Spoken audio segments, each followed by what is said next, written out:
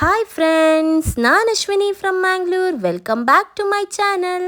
Friends, ನಾನಿವತ್ತು ಮಕ್ಕಳಿಗೆ ತುಂಬಾ ಇಷ್ಟಪಟ್ಟು ತಿನ್ನುವಂತಹ ಎಗ್ ಪಾಸ್ತಾ ಯಾವ ಥರ ಈಸಿಯಾಗಿ ಕೆಲವು ಇಂಗ್ರೀಡಿಯೆಂಟ್ಸ್ ಯೂಸ್ ಮಾಡಿಕೊಂಡು ಪಟ್ ಅಂತ ಅಂದರೆ ಕ್ವಿಕ್ಕಾಗಿ ಯಾವ ಥರ ಮಾಡೋದು ಅಂತ ತೋರಿಸ್ತಾ ಇದ್ದೇನೆ.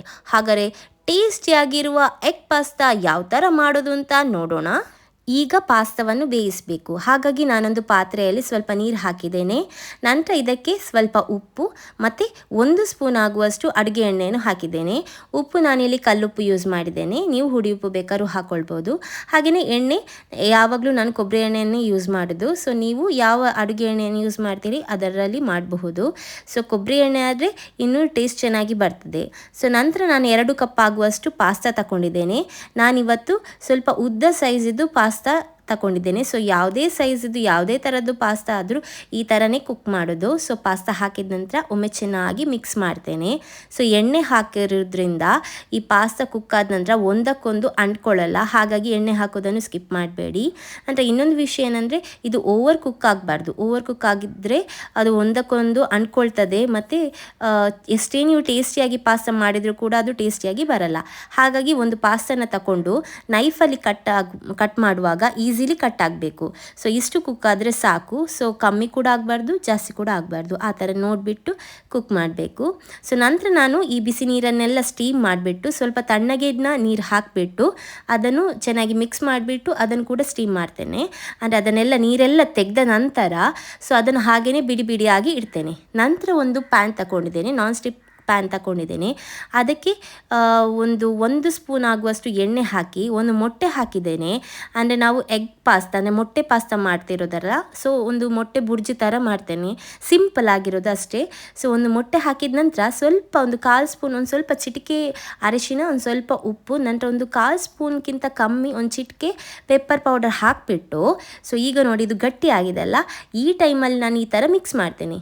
ಸೊ ಈ ಥರ ಮಾಡೋದ್ರಿಂದ ಆ ಮೊಟ್ಟೆ ಪೀಸ್ ಸ್ವಲ್ಪ ದೊಡ್ಡದಾಗಿ ಸಿಗ್ತದೆ. ಸೊ ಈ ಥರ ಬಾಯಿಗೆ ಸಿಕ್ಕುವಾಗ ನೋಡಿ ತುಂಬ ಚೆನ್ನಾಗಿ ಅನಿಸುತ್ತದೆ. ಇಲ್ಲದ್ರೆ ತುಂಬ ತರಕಾರಿ ಆದರೆ ಚೆನ್ನಾಗಿರೋದಲ್ಲ, ಆದರೆ ತುಂಬ ಮಿಕ್ಸ್ ಆಗಿರ್ತದೆ, ಮೊಟ್ಟೆ ಹಾಕಿದ್ದೇವೆ ಅಂತಲೇ ಗೊತ್ತಾಗಲ್ಲ. ಸೊ ಹಾಗಾಗಿ ನೀವಿಲ್ಲಿ 2 ಮೊಟ್ಟೆ 3 ಮೊಟ್ಟೆ ಎಷ್ಟು ಬೇಕಾದ್ರೆ ಮೊಟ್ಟೆ ತಗೊಳ್ಬೋದು. ನಾನಿಲ್ಲಿ 1 ಮೊಟ್ಟೆ ಹಾಕಿದ್ದೇನೆ. ಸೊ ನೀವು ಎಷ್ಟು ಕ್ವಾಂಟಿಟಿಯಲ್ಲಿ ಮಾಡ್ತೀರಿ ಅದರ ಮೇಲೆ ಡಿಪೆಂಡ್. ಸೊ ಇದೊಂದು ಸ್ವಲ್ಪ ಫ್ರೈ ಆದರೆ ಸಾಕು ಅಷ್ಟೇ.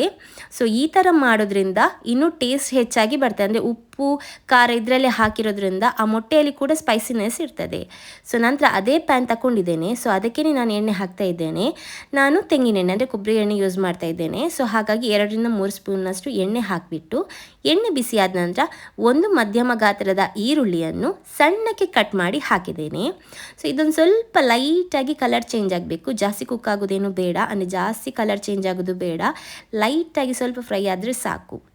ನೋಡಿ ಇದೇ ಟೈಮಲ್ಲಿ ನಾನು ಜಿಂಜರ್ ಗಾರ್ಲಿಕ್ ಪೇಸ್ಟ್ ಹಾಕ್ತಾ ಇದ್ದೇನೆ. ಇವತ್ತು ನಾನು ಜಿಂಜರ್ ಗಾರ್ಲಿಕನ್ನು ಕಟ್ ಮಾಡಿ ಹಾಕ್ತಾ ಇಲ್ಲ, ಅದರ ಪೇಸ್ಟ್ ಹಾಕ್ತಾ ಇದ್ದೇನೆ. ನೀವು ಬೇಕಾದರೆ ಜಿಂಜರ್ ಮತ್ತು ಗಾರ್ಲಿಕನ್ನು ಸಣ್ಣಕ್ಕೆ ಕಟ್ ಮಾಡಿ ಕೂಡ ಹಾಕ್ಕೊಳ್ಬೋದು. ನಾನಿಲ್ಲಿ ಒಂದು ಅರ್ಧ ಸ್ಪೂನ್ ಆಗುವಷ್ಟು ಜಿಂಜರ್ ಗಾರ್ಲಿಕ್ ಪೇಸ್ಟ್ ಹಾಕಿಬಿಟ್ಟು ಇನ್ನು ಇದರ ಹಸಿ ಸ್ಮೆಲ್ ಹೋಗುವ ತನಕ ಫ್ರೈ ಮಾಡಬೇಕು. ಸೊ ನಾನಿಲ್ಲಿ ಗ್ಯಾಸನ್ನು ಮೀಡಿಯಮ್ ಫ್ಲೇಮಲ್ಲಿ ಇಟ್ಕೊಂಡು ಕುಕ್ ಮಾಡ್ತಾ ಇದ್ದೇನೆ. ಸೊ ಇದು ತುಂಬಾ ಕ್ವಿಕ್ಕಾಗಿ ಆಗ್ತದೆ. ಸೊ ಮತ್ತು ಮಕ್ಕಳಿಗಂತೂ ಹೇಳೋದೇ ಬೇಡ, ಪಾಸ್ತಾ ಅಂದರೆ ತುಂಬಾ ಇಷ್ಟ. ಸೊ ಇದು ಮಾರ್ನಿಂಗ್ ಬ್ರೇಕ್ಫಾಸ್ಟ್ಗೆ ಕೂಡ ಕೊಡಬಹುದು, ಬಿಸಿಯಾಗಿ ತಿನ್ನಬೇಕು, ಆಗಲೇ ಇದರ ಟೇಸ್ಟ್ ಸೂಪರಾಗಿ ಬರ್ತದೆ. ತಣ್ಣಗಾರೆ ಚೆನ್ನಾಗಿರಲ್ಲ. ಸೊ ಆದಷ್ಟು ಬಿಸಿಯಾಗಿ ತಿನ್ನಿ. ಸೊ ಈಗ ನಾನು ಒಂದು ಹಣ್ಣಾದ ಟೊಮೆಟೊ ಹಣ್ಣನ್ನು ತಗೊಂಡಿದ್ದೇನೆ. ನೀವು ಈ ಟೊಮೆಟೊ ಹಣ್ಣನ್ನು ತಗೊಳ್ಳುವ ಬದಲು ಬೇಕಾದ್ರೆ ಟೊಮೆಟೊ ಪ್ಯೂರಿ ಕೂಡ ಮಾಡಿ ತಗೊಳ್ಬಹುದು. ಬಟ್ ನಾನಿವತ್ತು ಈ ಥರ ಮಾಡ್ತಾ ಇದ್ದೇನೆ. ಇದನ್ನು ಕೂಡ ಒಮ್ಮೆ ಟ್ರೈ ಮಾಡಿ ನೋಡಿ. ಅಂದರೆ ಒಂದೇ ಥರ ಯಾವಾಗಲೂ ಮಾಡೋದ್ರಿಂದ ಬೋರ್ ಅನ್ನಿಸ್ತದೆ. ಸೊ ಡಿಫ್ರೆಂಟಾಗಿ ಮಾಡೋದ್ರಿಂದ ಮಕ್ಕಳಿಗೂ ಕೂಡ ಇಷ್ಟ ಆಗ್ತದೆ, ನಮಗೂ ಒಂದು ಸ್ಯಾಟಿಸ್ಫ್ಯಾಕ್ಷನ್, ಬೇರೆ ಥರ ಮಾಡ್ತಾ ಇದ್ದೇವೆ ಅಂತ. ಸೊ ಇದು ಸ್ವಲ್ಪ ಟೊಮೆಟೊ ಸಾಫ್ಟ್ ಆಗುವ ತನಕ ಕುಕ್ ಆಗಬೇಕು, ಅಂದರೆ ಎಣ್ಣೆಯಲ್ಲೇ ಸ್ವಲ್ಪ ಫ್ರೈ ಆಗಲಿ. ಮತ್ತು ತುಂಬಾ ಫಾಸ್ಟಾಗಿ ಆಗ್ತದೆ. ಯಾರಾದರೂ ಮಕ್ಕಳು ಕೂಡ ಮನೆಗೆ ಬಂದು, ಅಂದರೆ ಬೇರೆ ಮಕ್ಕಳು ಬಂದರೂ ಕೂಡ ನಮಗೆ ಕ್ವಿಕ್ಕಾಗಿ ಮಾಡಿಕೊಡ್ಬೋದು ಮಕ್ಕಳಿಗೆ. ಯಾಕಂದರೆ ಮಕ್ಕಳಿಗಂತೂ ಪೇಷನ್ಸೇ ಇರೋದಿಲ್ಲ. ಅಥವಾ ನಾವು ಕೂಡ ತುಂಬ ಹಸಿವಾಗಿದ್ದರೆ ಒಮ್ಮೆ ಕೆಲಸದಿಂದ ಬಂದುಬಿಟ್ಟು ಆದಷ್ಟು ಬೇಗ ಮಾಡಿಕೊಂಡು ತಿನ್ಬೋದು, ಅಷ್ಟು ಕ್ವಿಕ್ಕಾಗಿ ಆಗ್ತದೆ ಮತ್ತು ಹೊಟ್ಟೆ ಕೂಡ ತುಂಬ್ತದೆ ಇದರಿಂದ. ಸೊ ಮೊಟ್ಟೆ ಎಲ್ಲ ಹಾಕಿರೋದ್ರಿಂದ ಹೆಲ್ತಿಗೂ ಕೂಡ ಒಳ್ಳೆಯದು. ಸೊ ಈಗ ನೋಡಿ ಟೊಮೆಟೊ ಹಣ್ಣು ನಾವೇನು ಹಾಕಿದ್ದೇವೆ ತುಂಬ ಸಾಫ್ಟ್ ಆಗಿದೆ. ಸೊ ಈ ಟೈಮಲ್ಲಿ ನಾನು ಮಸಾಲ ಆ್ಯಡ್ ಮಾಡ್ತೇನೆ. ನಾನಿಲ್ಲಿ ಒಂದು ಪ್ಯಾಕೆಟ್ 5 ರೂಪಾಯಿದೊಂದು ಪ್ಯಾಕೆಟ್ ಬರ್ತದಲ್ಲ ಮ್ಯಾಗಿ ಮಸಾಲ ಮ್ಯಾಜಿಕ್ ಅಂತ, ಅದನ್ನು ಯೂಸ್ ಮಾಡ್ತಾ ಇದ್ದೀನಿ. ಸೊ ಹಾಗಾಗಿ ಜಾಸ್ತಿ ಮಸಾಲ ಕೂಡ ಬೇಡ. ಸೊ ಈ ಒಂದು ಪ್ಯಾಕೆಟ್ ಹಾಕಿದ ನಂತರ ನಾನಿಲ್ಲಿ ಒಂದು ಅರ್ಧ ಸ್ಪೂನ್ ಆಗುವಷ್ಟು ಪೆಪ್ಪರ್ ಪೌಡರ್ ಹಾಕಿದ್ದೇನೆ. ಸೊ ಇಷ್ಟೇ ಮಸಾಲ ಸಾಕಾಗ್ತದೆ. ಜಾಸ್ತಿ ಮಸಾಲ ಹಾಕಿದರೆ ಏನಾಗ್ತದೆ ಅಂದರೆ ಸೊ ಯಾವುದು ಕೂಡ ನಮಗೆ ಅದು ಟೇಸ್ಟ್ ಅನಿಸೋದಿಲ್ಲ, ಎಲ್ಲ ಕಂಬೈಂಡ್ ಆಗಿ ಬಿಡ್ತದೆ, ಎಲ್ಲ ಮಿಕ್ಸ್ ಆಗಿ ಬಿಡ್ತದೆ. ಸೊ ನಂತರ ಸ್ವಲ್ಪ ರುಚಿಗೆ ತಕ್ಕಷ್ಟು ಉಪ್ಪು ಹಾಕಿಬಿಟ್ಟು ಚೆನ್ನಾಗಿ ಮಿಕ್ಸ್ ಮಾಡ್ತಾ ಇದ್ದೇನೆ. ಸೊ ಉಪ್ಪು ನೋಡಿಬಿಟ್ಟು ಹಾಕಿ, ಯಾಕಂದರೆ ಪಾಸ್ತಾ ಬೇಯಿಸುವಾಗ ಕೂಡ ನೀವು ಉಪ್ಪು ಹಾಕಿರ್ತೀರಿ, ಅದಕ್ಕೋಸ್ಕರ. ಸೊ ಇದು ಸ್ವಲ್ಪ ಎಣ್ಣೆಯಲ್ಲಿ ಫ್ರೈ ಆಗಬೇಕು. ನಾನಿವತ್ತು ಟೊಮೆಟೊ ಪ್ಯೂರಿ ಹಾಕ್ತಾ ಇಲ್ಲ ಅಂತ ಆಗಲೇ ಹೇಳಿದ್ದೇನೆ, ಟೊಮೆಟೊ ಹಣ್ಣು ಹಾಕಿದ್ದೇನೆ. ಸೊ ಇದರ ಜೊತೆಗೆ ನಾನು ಸಾಸ್ಗಳನ್ನು ಆ್ಯಡ್ ಮಾಡ್ತೇನೆ. ಒಂದು ಬೌಲಲ್ಲಿ ನಾನು ಸಾಸ್ ಮಿಕ್ಸ್ ಮಾಡಿಬಿಟ್ಟು ಇಟ್ಟಿದ್ದೇನೆ. ಒಂದು ಅರ್ಧ ಸ್ಪೂನ್ ಆಗುವಷ್ಟು ಸೋಯಾ ಸಾಸ್, 1 ಸ್ಪೂನ್ ಆಗುವಷ್ಟು ರೆಡ್ ಚಿಲ್ಲಿ ಸಾಸ್, ಹಾಗೆಯೇ ಒಂದು 2 ಸ್ಪೂನ್ ಆಗುವಷ್ಟು ಟೊಮೆಟೊ ಕೆಚಪ್ಪನ್ನು ಮಿಕ್ಸ್ ಮಾಡಿಟ್ಟಿದ್ದೇನೆ. ಅದನ್ನೇ ಈಗ ಹಾಕಿದ್ದೇನೆ. ನೀವು ಬೇಕಾದ್ರೆ ಸೋಯಾ ಸಾಸನ್ನು ಸ್ಕಿಪ್ ಮಾಡಬಹುದು, ನಾನು ಸ್ವಲ್ಪ ಹಾಕಿದ್ದೇನೆ ಬಣ್ಣಕ್ಕೆ ಇರಲಿ ಅಂತ. ಸೊ ನಂತರ ಚೆನ್ನಾಗಿ ಒಮ್ಮೆ ಮಿಕ್ಸ್ ಮಾಡಿದ ನಂತರ ಯಾವ ಬೌಲಲ್ಲಿ ನಾನು ಮಿಕ್ಸ್ ಮಾಡಿದ್ದೇನೆ ನೋಡಿ, ಅದೇ ಬೌಲಲ್ಲಿ ಒಂದು ಅರ್ಧ ಕಪ್ಪಷ್ಟು ನೀರು ಹಾಕಿಬಿಟ್ಟು ಚೆನ್ನಾಗಿ ಮಿಕ್ಸ್ ಮಾಡಿಬಿಟ್ಟು ಇದಕ್ಕೆ ಆ್ಯಡ್ ಮಾಡಬೇಕು. ಸೊ ಅರ್ಧ ಕಪ್ ನೀರು ಹಾಕಿರೋದ್ರಿಂದ ಇದು ಚೆನ್ನಾಗಿ ಕುಕ್ ಆಗ್ತದೆ, ಅಂದರೆ ಸಾಸ್ ಏನುಂಟು ನೋಡಿ ಅದು ಚೆನ್ನಾಗಿ ಕುಕ್ ಆಗ್ತದೆ. ಪ್ಲಸ್ ನಾವು ಪಾಸ್ತಾ ಹಾಕುವಾಗ ಎಲ್ಲ ಪಾಸ್ತಾಕ್ಕೆ ಚೆನ್ನಾಗಿ ಆ ಸಾಸ್ ಏನು ಹಿಡಿತದೆ. ಸೊ ಸ್ವಲ್ಪ ನೀರು ಹಾಕಿದರೆ ಏನಾಗ್ತದೆ, ಪಾಸ್ತಾ ಎಲ್ಲ ಮಸಾಲ ಹೀರ್ಕೊಳ್ಳಲ್ಲ, ಅಂದರೆ ಮಸಾಲೆ ಎಲ್ಲ ಅಂಟ್ಕೊಳ್ಳಲ್ಲ. ಅದಕ್ಕೋಸ್ಕರ ಸ್ವಲ್ಪ ಜಾಸ್ತಿ ನೀರು ಹಾಕಿ, ನಾನು ಎಷ್ಟು ನೀರು ಹಾಕಿದ್ದೇನೆ ನೋಡಿ ಇದು ಪರ್ಫೆಕ್ಟ್ ಆಗಿರ್ತದೆ. ಇನ್ನು ಈ ಸಾಸ್ ಎಲ್ಲ ಚೆನ್ನಾಗಿ ಇನ್ನೊಮ್ಮೆ ಕುಕ್ ಆಗಬೇಕು, ಅಂದರೆ ಸ್ವಲ್ಪ ಬಬಲ್ಸ್ ಬರಬೇಕು, ಅಲ್ಲಿ ತನಕ ಕುಕ್ ಮಾಡಬೇಕು. ಚೆನ್ನಾಗಿ ಒಮ್ಮೆ ಮಿಕ್ಸ್ ಮಾಡಿ ಈ ಮಸಾಲ ಸಾಸ್ ಎಲ್ಲ ಚೆನ್ನಾಗಿ ಬೆರೆತ್ಕೊಳ್ಬೇಕು. ಮತ್ತು ಇದು ಉಂಟಲ್ಲ, ಮಕ್ಕಳಿಗೆ ಮಾತ್ರ ಅಲ್ಲ ದೊಡ್ಡವರಿಗೂ ಕೂಡ ತುಂಬಾ ಇಷ್ಟ ಆಗ್ತದೆ. ಯಾಕಂದರೆ ಸಿಹಿ ಉಪ್ಪು ಖಾರ ಎಲ್ಲ ಫ್ಲೇವರ್ ಇದರಲ್ಲಿ ಇರ್ತದೆ.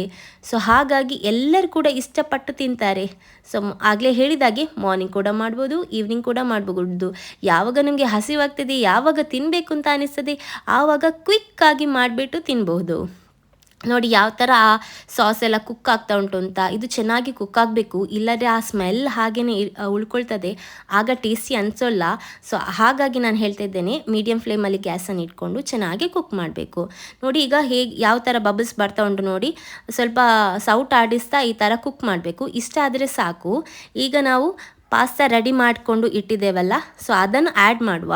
ನಾನು ಆಗಲೇ ಹೇಳಿದಾಗೆ ತಣ್ಣೀರು ಹಾಕಿಬಿಟ್ಟು ನಾನು ಹಾಗೆಯೇ ಅದನ್ನೆಲ್ಲ ನೀರು ಸೋಸಿಬಿಟ್ಟು ಬಿಡಿಯಾಗಿ ಇಟ್ಟಿದ್ದೆ. ಸೊ ಹಾಗಾಗಿ ಎಷ್ಟು ಚೆನ್ನಾಗಿ ಪಾಸ್ತಾ ಬಂದಿದೆ ನೋಡಿ, ಸರಿಯಾಗಿ ಕುಕ್ ಆಗಿದೆ, ಪರ್ಫೆಕ್ಟಾಗಿ ಆಗಿದೆ, ಜಾಸ್ತಿನೂ ಇಲ್ಲ ಕಮ್ಮಿನೂ ಇಲ್ಲ ಅಂತ. ಸೊ ಒಮ್ಮೆ ಪಾಸ್ತಾ ಹಾಕಿದ ನಂತರ ಚೆನ್ನಾಗಿ ಒಮ್ಮೆ ಮಿಕ್ಸ್ ಮಾಡಬೇಕು. ನಮಗೆ ಇದರಲ್ಲಿ ಉಂಟಲ್ಲ ಲೆಮನ್ ಜ್ಯೂಸ್ ಹಾಕೊಳ್ಳುವ ಅವಶ್ಯಕತೆ ಇಲ್ಲ, ಯಾಕಂದರೆ ನಾವು ಸಾಸಸ್ ಹಾಕಿರ್ತೇವಲ್ಲ ಅದರಲ್ಲೇ ಹುಳಿ ಎಲ್ಲ ಇರ್ತದೆ. ಸೊ ಇದೇ ಟೈಮಲ್ಲಿ ನಾನು ಎಗ್ ಬುರ್ಜಿ ಥರ ಏನು ಮಾಡಿರ್ತೇನಲ್ಲ ಆ ಮೊಟ್ಟೆಯನ್ನು ಅದನ್ನು ಕೂಡ ಹಾಕಿಬಿಟ್ಟು ಒಟ್ಟಿಗೆ ಮಿಕ್ಸ್ ಮಾಡ್ತಾ ಇದ್ದೇನೆ. ಯಾಕಂದರೆ ಪದೇ ನಾವು ಸೌಟ್ ಹಾಕೊಳ್ಳೋದ್ರಿಂದ ಏನಾಗ್ತದೆ, ಪಾಸ್ತಾ ಬ್ರೇಕ್ ಆಗುವ ಚಾನ್ಸಸ್ ಇರ್ತದೆ. ಸೊ ಹಾಗಾಗಿ ಎಲ್ಲ ಒಟ್ಟಿಗೆ ಹಾಕಿಬಿಟ್ಟು ನಾನು ಚೆನ್ನಾಗಿ ಮಿಕ್ಸ್ ಮಾಡ್ತಾ ಇದ್ದೆ. ನೋಡಿ ಈಗ ಚೆನ್ನಾಗಿ ಮಿಕ್ಸ್ ಆಗಿದೆ. ಇದೇ ಟೈಮಲ್ಲಿ ನಾನು ಕೊತ್ತಂಬರಿ ಸೊಪ್ಪನ್ನು ಸ್ವಲ್ಪ ಆ್ಯಡ್ ಮಾಡಿಬಿಟ್ಟು ಇನ್ನೊಮ್ಮೆ ಚೆನ್ನಾಗಿ ಮಿಕ್ಸ್ ಮಾಡ್ತಾ ಇದ್ದೇನೆ. ಇಷ್ಟೇ ಇದರ ಕೆಲಸ, ಜಾಸ್ತಿ ಕೆಲಸನೇ ಇಲ್ಲ, ಎಷ್ಟೊಂದು ಕ್ವಿಕ್ಕಾಗಿ ಆಗ್ತದೆ ನೋಡಿ. ಹಾಗಾಗಿ ಇದು ಎಲ್ಲರಿಗೂ ಇಷ್ಟ ಆಗ್ತದೆ ಅಂತ ಹೇಳಿದ್ದೇನೆ, ಯಾಕಂದರೆ ಕ್ವಿಕ್ಕಾಗಿ ಕೂಡ ಆಗ್ತದೆ, ಹಾಗೆಯೇ ತುಂಬಾ ಟೇಸ್ಟಿಯಾಗಿ ಕೂಡ ಬರ್ತದೆ. ಸೊ ಇವತ್ತಿನ ವಿಡಿಯೋ ನಿಮಗೆಲ್ಲರಿಗೂ ಸಹ ಇಷ್ಟ ಆಗಿದೆ ಅಂತ ಅಂದ್ಕೊಳ್ತೇನೆ. ಯಾರೆಲ್ಲ ಇವತ್ತು ನನ್ನ ಚಾನಲನ್ನು ನೋಡ್ತಾ ಇದ್ದೀರಿ, ಈ ವಿಡಿಯೋನ ನೋಡ್ತಾ ಇದ್ದೀರಿ, ಯಾರೆಲ್ಲ ಇನ್ನೂ ನನ್ನ ಚಾನಲನ್ನು ಸಬ್ಸ್ಕ್ರೈಬ್ ಮಾಡಲಿಲ್ಲ ಅವರೆಲ್ಲ ಬೇಗ ಸಬ್ಸ್ಕ್ರೈಬ್ ಮಾಡಿ. ಹಾಗಾಗಿ ನಾನು ಇನ್ನೂ ಹೆಚ್ಚು ಕುಕ್ಕಿಂಗ್ ರೆಸಿಪೀಸ್ ಎಲ್ಲ ಹಾಕುವಾಗ ಅಥವಾ ಬೇರೆ ಯಾವುದೇ ವೀಡಿಯೋಸನ್ನು ಹಾಕುವಾಗ ನಿಮಗೆ ಆಗಲೇ ನೋಡಬಹುದು. ಹಾಗೆಯೇ ಬೆಲ್ ಐಕಾನನ್ನು ಪ್ರೆಸ್ ಮಾಡೋದ್ರಿಂದ ನಾನು ಯಾವಾಗ ಹಾಕ್ತೇನೆ ನೋಡಿ ವೀಡಿಯೋಸ್ ಆಗಲೇ ನಿಮಗೆಲ್ಲರಿಗೂ ಸಹ ನೋಡ್ಬೋದು. ನೋಡಿ ಫೈನಲ್ ಆಗಿ ಯಾವ ಥರ ಬಂದಿದೆ ಅಂತ. ಪ್ಲೇಟಿಂಗ್ ಮಾಡುವಾಗ ವಾವ್ ಸೂಪರ್ ಆಗಿ ಕಾಣ್ತದೆ, ಈಗಲೇ ತಿನ್ನಬೇಕು ಅಂತ ಅನಿಸ್ತದೆ ಅಲ್ವಾ? ಹಾಗಾದರೆ ನೀವು ಕೂಡ ಮನೆಯಲ್ಲಿ ಟ್ರೈ ಮಾಡಿ. ವಿಡಿಯೋ ನೋಡಿದ್ದಕ್ಕೆ ಥ್ಯಾಂಕ್ ಯು ಸೋ ಮಚ್.